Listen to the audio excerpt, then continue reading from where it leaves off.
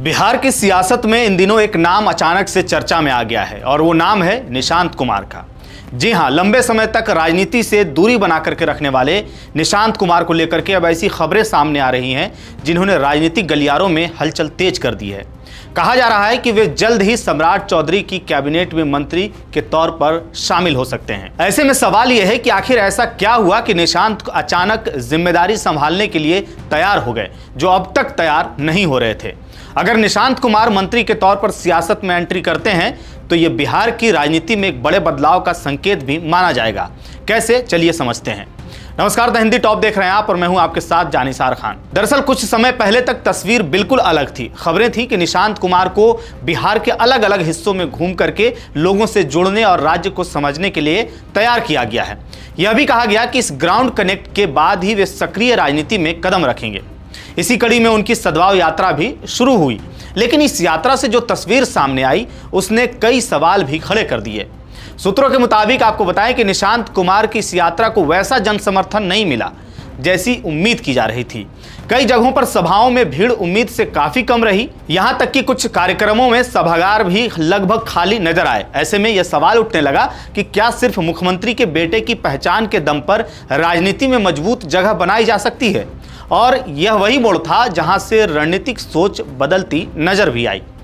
बताया जा रहा है कि लल्लन सिंह और संजय झा जैसे नेताओं ने इस पूरे मामले में अहम भूमिका निभाई। उन्होंने निशांत को यह समझाने की कोशिश की कि अगर सिर्फ यात्राएं करते रहेंगे और उनके पास कोई आधिकारिक पद या शक्ति नहीं होगी तो उनकी पहचान सीमित रह जाएगी। राजनीति में पकड़ बनाने के लिए पावर का होना बेहद जरूरी है, चाहे वो संगठन में हो या सरकार में हो।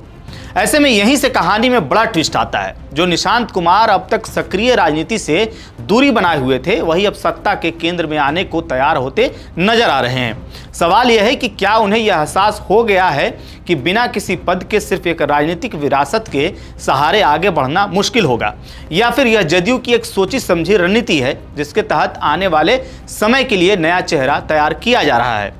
ऐसे में वहीं अगर देखा जाए कि निशांत कुमार मंत्री अगर बनते हैं तो इसका सीधा असर जनता दल यूनाइटेड यानी कि जेडीयू पर पड़ेगा। पहली बात यह है कि पार्टी को एक नया और युवा चेहरा मिलेगा जो आने वाले समय में नेतृत्व की जिम्मेदारी संभाल सकता है। दूसरी बात यह है कि यह संदेश जाएगा कि पार्टी अब अगली पीढ़ी को आगे बढ़ाने की तैयारी कर रही है। तीसरी और सबसे अहम बात यह है कि इससे पार्टी के भीतर नेतृत्व को लेकर के जो अनिश्चितता है वह काफी हद तक खत्म हो सकती है। इसके अलावा निशांत कुमार की एंट्री से जेडीयू अपने कोर वोटर्स के बीच एक नई ऊर्जा पैदा करने की भी कोशिश कर सकती है, क्योंकि लंबे समय से पार्टी नीतीश कुमार के चेहरे पर ही टिकी रही है। ऐसे में एक नया चेहरा सामने लाना राजनीतिक रूप से भी जरूरी माना जा रहा था।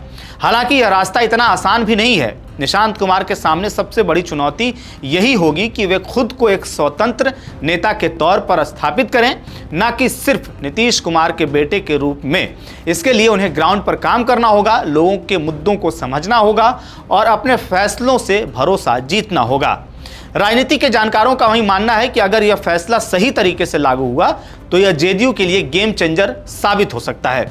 लेकिन अगर यह सिर्फ एक इमोशनल या फैमिली फैसला बनकर रह गया तो इसका उल्टा असर भी पड़ सकता है। बता दें कि बिहार में सम्राट चौधरी की अगुवाई वाले मंत्रिमंडल का गुरुवार को विस्तार होने जा रहा है। कैबिनेट विस्तार के लिए पटना के ऐतिहासिक गांधी मैदान में शपथ समारोह रखा गया है, जिसमें प्रधानमंत्री नरेंद्र मोदी, केंद्रीय गृह मंत्री अमित शाह और नीतीश कुमार सहित कई दिग्गज नेता शामिल होंगे। ऐसे में सभी की निगाहें निशांत कुमार के ऊपर टिकी हुई हैं। तो कुल मिलाकर देखा जाए अब की निशांत कुमार की संभावित एंट्री सिर्फ एक रणनीति भर नहीं है, बल्कि यह बिहार की राजनीति के भविष्य की दिशा तय करने वाला कदम भी हो सकता है। अब सबकी नजरें इस बात पर टिकी हुई हैं कि क्या वे सच में कैबिनेट में शामिल होते हैं, और अगर होते हैं तो क्या वे उस भरोसे पर खरे उतर पाएंगे जिसकी उम्मीद उनसे की जा रही है।